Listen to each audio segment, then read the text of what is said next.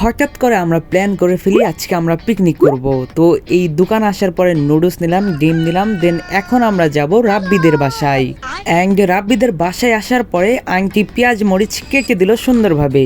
নুডলসগুলো সেদ্ধ করার পরে তেল নুন মরিচ দিয়ে ভেজে নিচ্ছে আমাদের আপু। অনেক দিন পরে আমরা এই কয়জন বন্ধুরা মিলে পিকনিক করতেছি, ভালোই লাগতেছে। আসলে কিছু কিছু সময় একসাথে থাকলে অনেকেরই ভালো লাগে। দেন এই দিকে আবার পেঁয়াজ ভাজার পরে ডিম দিয়ে নাড়াচাড়া করতেছে। রাব্বিদের বাসায় একটা পোষা বিড়াল ছিল। রাতের বেলা বিড়ালের চোখগুলো দেখতে অনেক সুন্দর। এইদিকে আমাদের নুডলস রান্না অলরেডি প্রায় কমপ্লিটেড। তো এইখান থেকে আমি আমার প্লেটটি পেয়ে যাই, সবাই কিন্তু নিয়ে নিছে। এখন আমি খেয়ে ট্রাই করব যে কেমন স্বাদ। দারুণ ছিল।